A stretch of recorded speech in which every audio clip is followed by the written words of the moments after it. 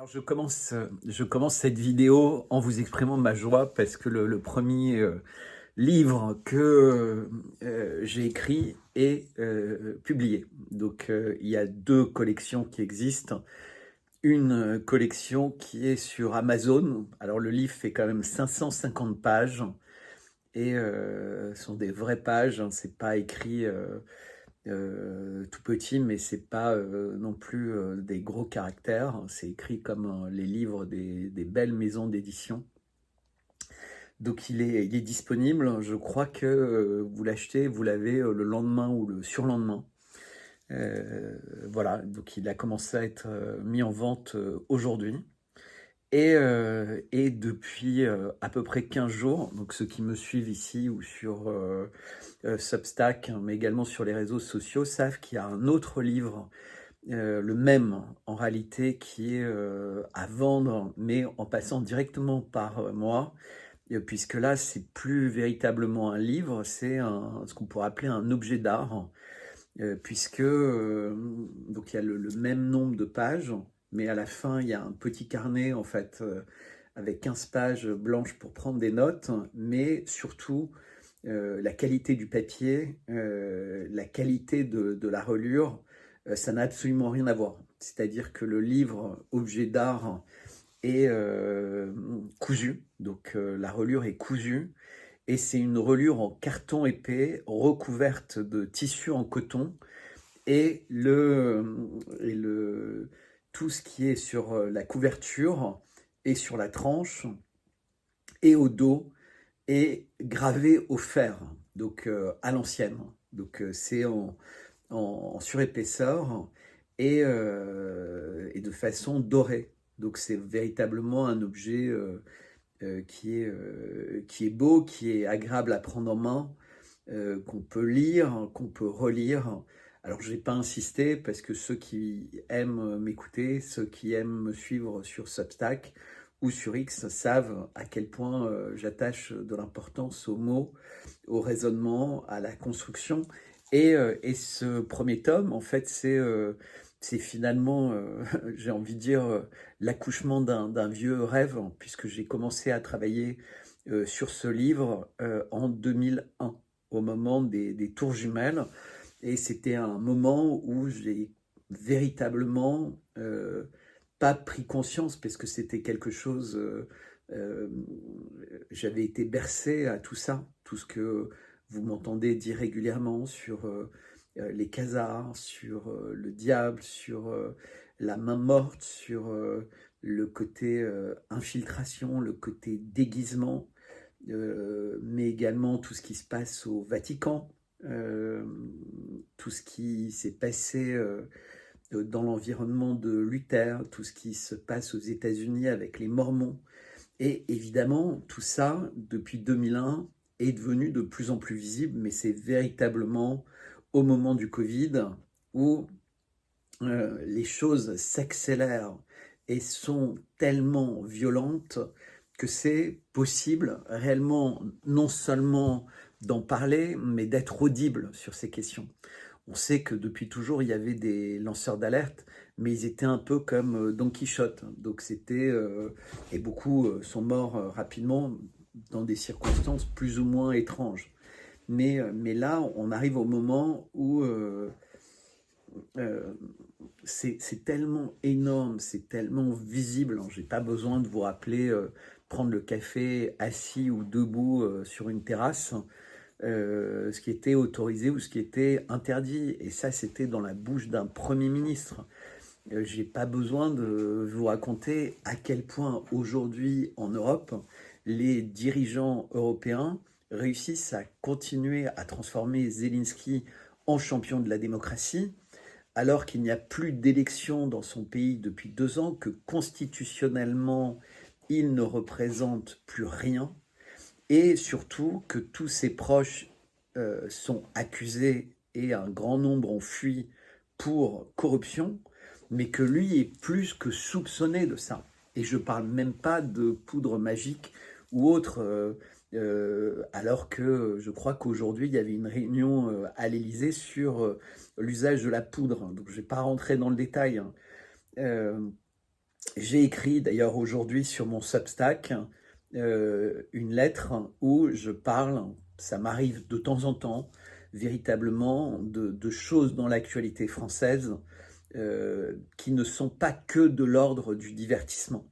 Ce qui est, entre guillemets, de l'ordre du divertissement volontaire, c'est la petite phrase, entre guillemets, de Brigitte Macron qui permet de voir, d'une part, la fidélité dans le camp Macron, puisqu'on a jusqu'à la présidente de l'Assemblée nationale qui s'exprime là-dessus sur les grandes chaînes et qui, encore une fois, présente Brigitte Macron comme une victime de la vindicte, une victime du harcèlement, une victime de tout. Alors qu'en réalité, on la voit aux quatre coins du monde, elle prend des avions, elle fait le tour de la Terre, elle va à des vernissages, elle va à des spectacles, elle va à des dîners, elle fait tout type de mondanité. On se demande, elle aussi, où elle trouve l'énergie à son âge de faire absolument tout ce qu'elle fait. Et les personnes qui vivent en France savent que les résultats pour les Français ne sont pas flagrants. Je parle également dans ma lettre d'aujourd'hui, qui est véritablement, mais comme toujours en fait, une lettre importante. Et c'est épuisant d'ailleurs parce que tous les jours, il y a des sujets importants. Je parle de l'abattage des troupeaux, qui est devenu quasiment un abattage rituel. Et j'essaie d'expliquer que cet abattage, si vous mettez ça en parallèle avec l'IVG, si vous mettez ça en parallèle avec l'euthanasie, si vous mettez ça en parallèle avec le cycle du Covid, eh bien, on voit vers où va notre humanité. Puisque si on considère qu'une bête atteinte dans un troupeau d'une maladie qui est finalement assez inconnue, semble-t-il, justifie l'abattage complet du troupeau, on imagine à quoi ressembleront les clusters des prochaines maladies qui toucheront les humains. C'est pas du tout une blague. Lisez ma lettre, vous allez comprendre. Je suis en train de finaliser également une lettre sur laquelle j'ai passé ma nuit. Et puis finalement, j'ai décidé de poster d'abord en début d'après-midi cette lettre courte sur les accusations de viol et le non-lieu concernant, je ne sais même plus, habitant, je ne sais plus comment il s'appelle, et donc les abattages de troupeaux. Mais j'ai fait une longue lettre sur le livre de Charlie Kirk, et un livre sur lequel non seulement le titre c'est Dieu, mais le sous-titre c'est La gloire au sabbat. Et évidemment est complètement absent de la couverture le Christ. Or, le Christ, c'est ce qui est censé différencier la religion qui était la religion de Charlie Kirk. Et de toute façon, il n'y a qu'à écouter sa femme partout. Elle utilise les mots Jew, et d'ailleurs, elle s'en amuse avec le système judiciaire. Elle dit judiciary, judiciary, Jew. Il faut voir vraiment les images. Elle dit we have a hell of a team. Hell, ça veut dire l'enfer. We have a hell of a team. Et tout ça, ça n'est pas des mots qui sont dits au hasard. Tout ça, c'est une forme d'hypnose. C'est une forme de conditionnement par les mots. Et surtout, le Christ disparaît. Elle explique Shabbat Shalom, etc. Et que son mari, finalement, était, pour ainsi dire, en train de se convertir au judaïsme. Donc c'est à la mode, hein. On a vu la fille de Donald Trump, on sent que c'est le mouvement de Donald Trump. J'écoutais aussi, avant d'enregistrer cette interview, pas cette interview, ce qui va suivre, c'est une interview qui est passée sur une chaîne de radio africaine, donc d'un grand groupe de médias international. Mais c'est Estée Lauder, le président du Conseil juif mondial. Donc c'est une organisation très importante. Estée Lauder est un des personnages les plus riches du monde. Et donc on voit un peu ces milliardaires américains juifs comme Larry Ellison, donc comme Lauder, qui sont extrêmement impliqués dans le sionisme et le côté tribal de la religion juive. Encore une fois, je ne fais pas d'essentialisation, je constate juste, ce sont des faits incontestables et qui ont évidemment des conséquences sur l'humanité entière, mais qui ont également des conséquences sur tous les juifs du monde qui ne sont pas du tout d'accord avec cette stratégie, puisqu'en fait, ce monsieur explique que toutes les personnes qui auront un comportement qui serait qualifié d'antisioniste et qui veulent devenir sénateur ou congressman américain, eh bien, il demande à tous les juifs et à tous les non-juifs et à tous les gens qui se battent contre l'antisémitisme de donner des budgets conséquents à leurs adversaires qui, eux, ne seraient pas dans cette mouvance.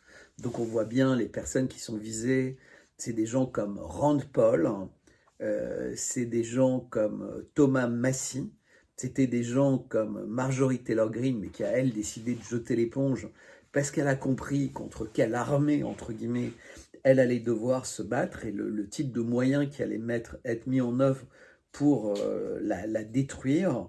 Mais on voit cette machine, ces centaines de millions qui vont être mis en place pour les vaincre, mais surtout les détruire. Parce qu'en fait, il y a une partie du budget qui va être dépensée, par exemple, pour avoir des informations confidentielles sur leur vie privée, sur leur passé. Comment pouvoir les salir. Et quand on remarque, d'ailleurs, c'est exactement ce qui s'est passé avec Donald Trump, quand il s'est mis à parler de Rand Paul, de Massie ou de Marjorie Taylor Greene, évidemment, il attaque tout de suite sous la ceinture, puisqu'on lui fournit le dossier qui va bien. Alors, évidemment, les fans, entre guillemets, de Donald Trump, mais aussi ceux qui détestent, pour plein de raisons sans doute tout à fait valables, les démocrates, disent attention, pas de division, il faut tous se mettre en rang derrière Donald Trump, parce que sinon, les élections de mi-mandat risquent d'être perdues. Mais le problème, comme le dit très bien Candace Owens, c'est pas de perdre ou de gagner des élections, c'est de se battre pour une certaine idée de ce qu'est la vérité, de ce qu'on doit à ses électeurs et finalement de ce qu'on doit et de ce qu'on prépare pour ses enfants. Bref, tout ça pour dire que ma prochaine lettre qui arrive, sur laquelle j'ai passé toute la nuit, est une lettre intermédiaire dans ma séquence de lettres sur l'assassinat de Charlie Kirk. J'essaie de montrer à quel point ce personnage est fondamentalement important et sous-estimé par beaucoup de personnes en France, hein, qui voient le côté assez difficile, il faut reconnaître, à comprendre de l'enquête extrêmement compliquée que mène Candace Owens, et en parallèle avec tout le travail qu'elle fait sur d'autres sujets. Et donc j'essaye de montrer l'importance et pourquoi il était finalement si important pour un certain nombre de personnes de trouver le moyen de se débarrasser définitivement de lui, puisqu'il n'avait pas pu le corrompre, il n'avait pas pu le compromettre. Et ça rend les choses vraiment terribles, puisqu'on se rend compte que finalement sa femme, qui était la personne la plus proche de lui, semble ne pas avoir été si proche de lui. Et donc il y a toute une discussion sur le livre qu'il produit. Donc il me fait encore vous dire, regardez les liens pour découvrir mon premier livre qui s'appelle Fiat Veritas Pereat Mundus, donc qui existe donc sur Amazon, que vous pouvez commander directement, ou vous pouvez le commander en me contactant par email à bertrand@55bellechasse.com, bertrand@55bellechasse.com. L'avantage de passer par moi, c'est que je pourrais faire une dédicace. Dans chaque livre, je joindrai un dessin, c'est le galeriste qui fera un dessin, qui seront chacun uniques, évidemment des dessins faits de ma main, c'est pas des photocopies, c'est pas des multiples, ce sont des dessins. Et ceux qui me suivent savent que j'aime bien les petites formules, les formules qui marquent, les titres qui marquent, les titres qui disent des choses. Eh bien, chacun aura un titre, une formule, une anecdote, quelque chose d'unique écrit de ma main, en plus d'une dédicace personnelle. Donc ça devient un objet qui est ce que j'appelle un objet d'art, un objet unique qui est pour moi, c'est une œuvre d'art, hein, ce livre, mais j'y joins vraiment quelque chose de personnel et d'unique, en fait, comme si je rajoutais une peinture à l'ensemble. Voilà, j'espère que vous serez très nombreux à décider de mettre ce livre sous votre sapin, pour vous ou pour vos proches. Euh, voilà, donc je vous remercie pour votre confiance. Euh, Passez un beau moment avec l'interview qui arrive derrière. C'est un sujet qui est véritablement important, comme toujours avec cette chaîne de radio. C'est quelque chose qui se rapproche de la situation internationale, hein, des tensions autour de l'Ukraine le plus souvent. Parfois, c'est des sujets qui se rapprochent plus de l'Afrique. Donc, je vous dis à très bientôt. Merci de partager la vidéo et merci de continuer à être sans cesse plus nombreux à me rejoindre sur Substack. Voilà. Donc, mon adresse email, c'est bertrand@55bellechasse.com. Bertrand@55bellechasse.com. 55 BE2LECHA 2SE.com. bertrand@55bellechasse.com. De toute façon, ça s'affiche en bas de l'écran. Je vous dis à très bientôt. Bonne vidéo et surtout, découvrez rapidement mes lettres et achetez mon livre. Je vous remercie beaucoup.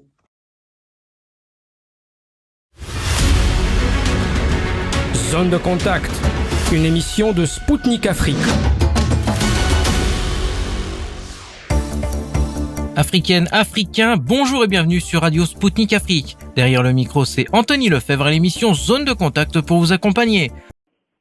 Les États-Unis ont dévoilé leur stratégie de sécurité nationale qui souligne l'importance de résoudre le conflit en Ukraine et d'améliorer les relations avec la Russie. L'intérêt principal de Washington est de mettre donc fin au conflit ukrainien. Pourquoi cette question est devenue l'une des priorités nationales américaines en 2025 ? Je pense que les Américains ont compris, ils n'ont pas du tout fait la même analyse que beaucoup d'Européens, c'est que la Russie non seulement ne va pas s'écrouler, mais que chaque cycle de sanctions a renforcé la Russie. Donc étonnamment, mais en réalité c'est toujours comme ça que ça se passe, mais étonnamment parce que beaucoup de gens, avec le mot sanction, pensent que celui qui est la cible des sanctions souffre. Non, la Russie a montré sa résilience. Elle a montré qu'elle n'était pas isolée et qu'elle avait en interne en fait les ressources de trouver des solutions à tout ce que les sanctions étaient censées la priver. Donc elle a trouvé des solutions pour se passer du dollar dans plein de domaines, elle a trouvé des solutions pour réorienter le gaz qui était destiné à l'Europe vers d'autres pays, elle a trouvé des solutions pour contourner d'autres sanctions en créant par exemple une flotte pour le pétrole, et puis surtout militairement, la guerre d'attrition que font, c'est pas une guerre, mais l'opération spéciale des Russes, mais qui est quand même vécue comme une guerre en face, l'attrition fonctionne bien, puisqu'en fait les réserves de l'OTAN, en tout cas les pays européens de l'OTAN, sont quasiment vides. Bon, les Américains peuvent continuer à vendre des armes d'il y a 2-3 générations pendant très longtemps, que ce soit des avions ou des chars ou n'importe quoi, mais sur le champ de bataille, ça ne fonctionne plus puisque l'Ukraine est en train de s'effondrer. Donc les Américains ont fait ce constat. Par ailleurs, Trump veut véritablement se positionner comme un faiseur de paix. Il avait fait une promesse de campagne d'arrêter cette guerre en 24 heures, qui n'était pas sa guerre. Donc aujourd'hui, on est à 150 fois 24 heures. Les élections de mi-mandat approchent et Trump a vraiment besoin d'avoir des résultats puisque sur Gaza, il a beau communiquer, je pense que personne ne peut oublier les images et la situation actuellement des Palestiniens. Sur l'Ukraine, il ne réussit pas, il essaie de détourner l'attention sur le Venezuela, mais de plus en plus d'Américains comprennent justement que c'est une stratégie de divertissement. Donc cette paix avec la Russie est indispensable, mais les propositions qui sont faites sont inacceptables d'un point de vue russe. Alors les États-Unis considèrent le rétablissement de la stabilité stratégique comme l'une de leurs principales priorités de politique étrangère en Europe, alors que l'UE, dans le même temps, adopte une posture de plus en plus belliqueuse envers Moscou. Pourquoi est-ce qu'il est important pour Washington de rétablir les relations avec Moscou ? Je pense qu'en fait, moi j'ai pas confiance dans l'État américain. Ils ont toujours prouvé qu'ils trahissaient leurs paroles.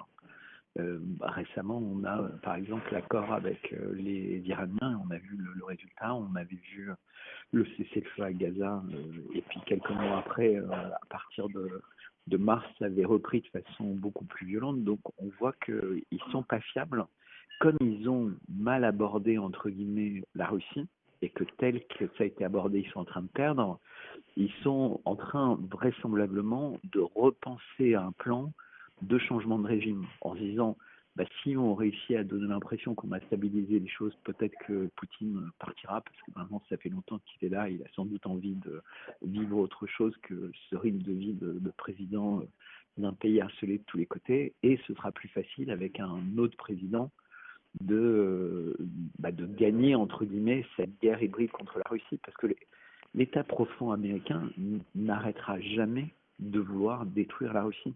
Donc tout scénario doit être vu, selon moi, d'un point de vue changement de tactique de cette guerre. Mais ce n'est pas du tout la fin de la guerre.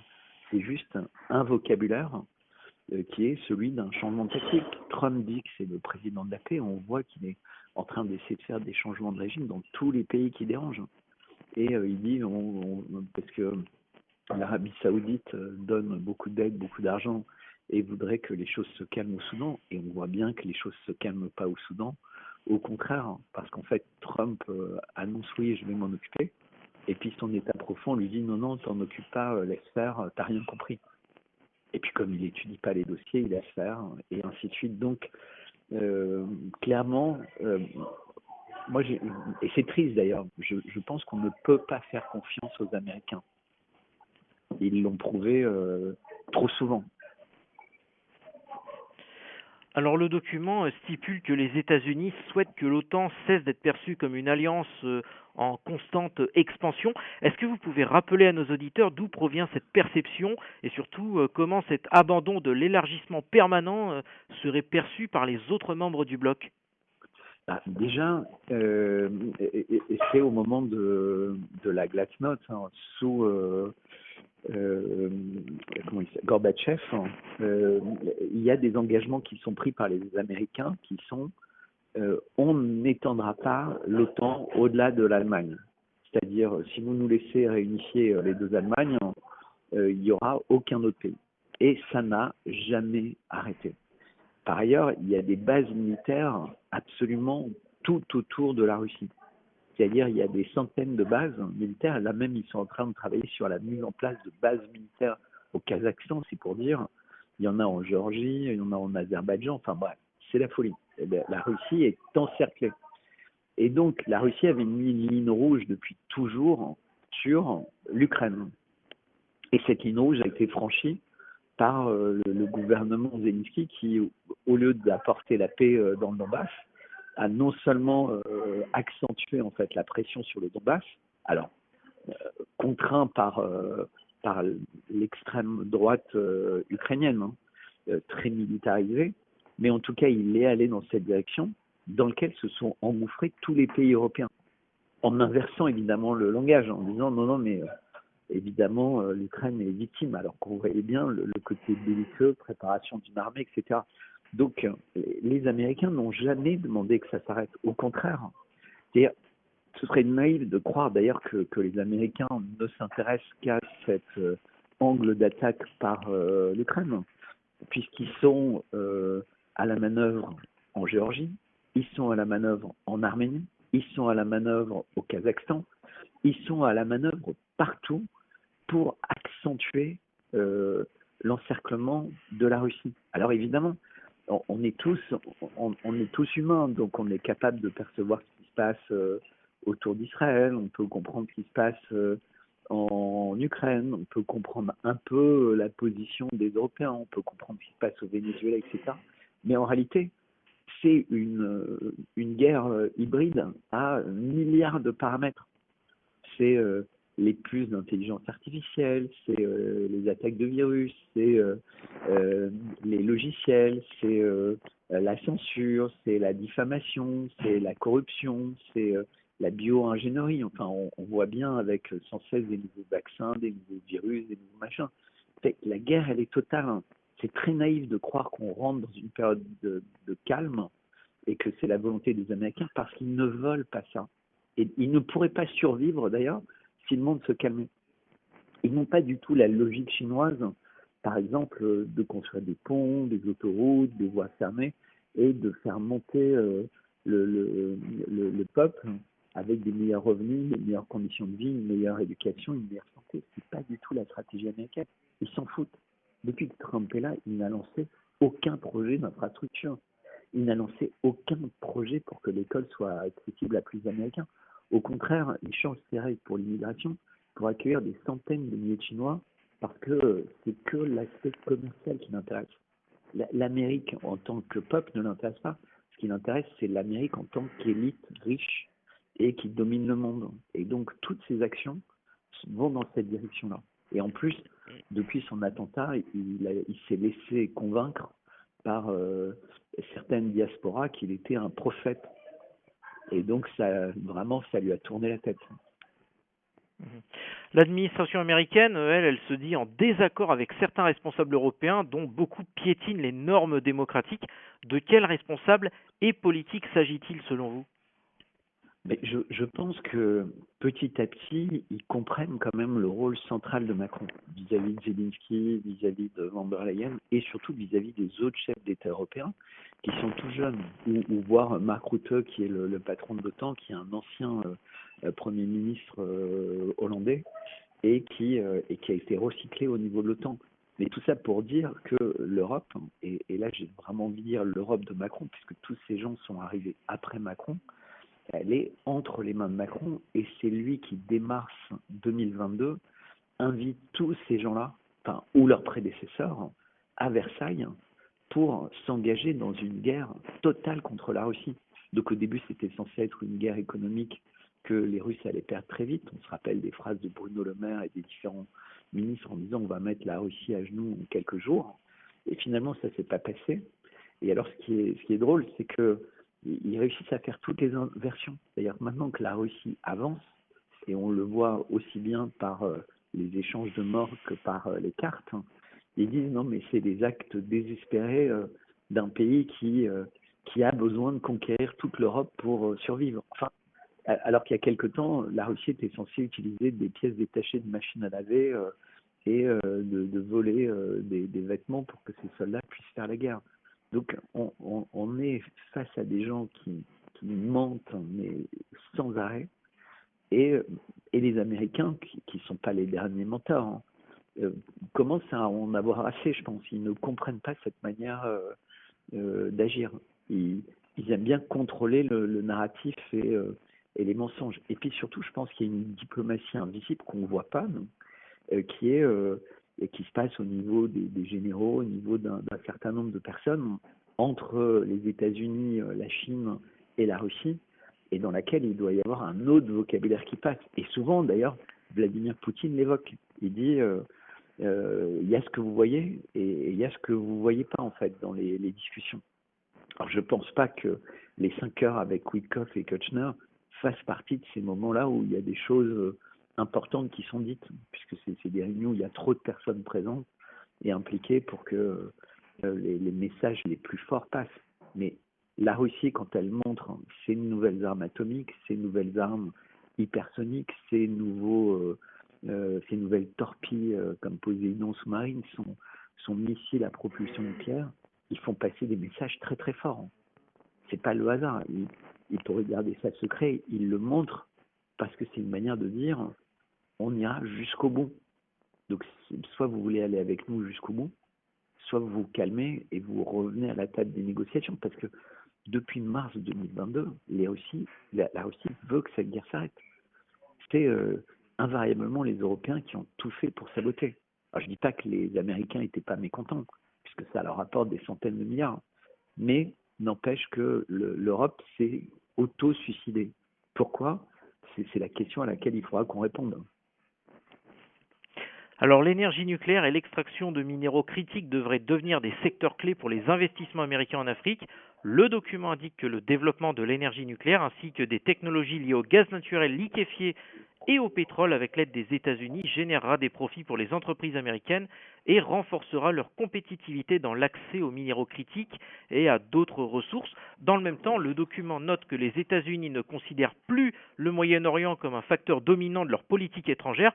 Si l'attention se détourne du Moyen-Orient au profit de l'Afrique, faut-il s'attendre à l'arrivée prochaine de la fameuse démocratie, entre parenthèses, états-unienne sur le continent africain ? Alors, juste peut-être en aparté, je voulais rappeler, et ça c'était une remarque de Vladimir Poutine il n'y a pas longtemps, qui disait étonnamment, quand il était en Inde, là au cours des derniers jours, étonnamment, les Indiens n'auraient plus le droit d'acheter notre gaz et notre pétrole, alors que les Américains se permettent d'acheter nos combustibles nucléaires. Donc naïvement, il disait pourquoi eux font des sanctions, mais qu'ils ne les touchent pas eux-mêmes. Alors concernant l'Afrique, on voit bien tous les pays qui avaient repris une forme d'autonomie, tous les pays qui s'étaient rapprochés ou qui avaient demandé en tout cas l'aide de la Chine et de la Russie plutôt sur le plan militaire et la Chine sur le plan des infrastructures. Aujourd'hui, bizarrement, il y a une recrudescence incroyable et très organisée, très structurée des attaques terroristes. Tout ça n'est pas sans rappeler ce qu'a vécu la Syrie, ce que vit l'Irak depuis qu'il n'y a plus Saddam Hussein, en fait, ce que vivent tous les pays dans lesquels les Américains sont contents de contrôler les ressources et de laisser les pays dans la misère la plus totale. Et c'est exactement ce qu'ils veulent faire au Venezuela. Donc le risque, c'est que les pays africains, dont la plupart sont des coffres-forts à richesse, que ce soit l'or, les diamants, les terres rares, mais le fer, le cuivre, enfin tout ce que vous pouvez imaginer, vous trouvez en Afrique.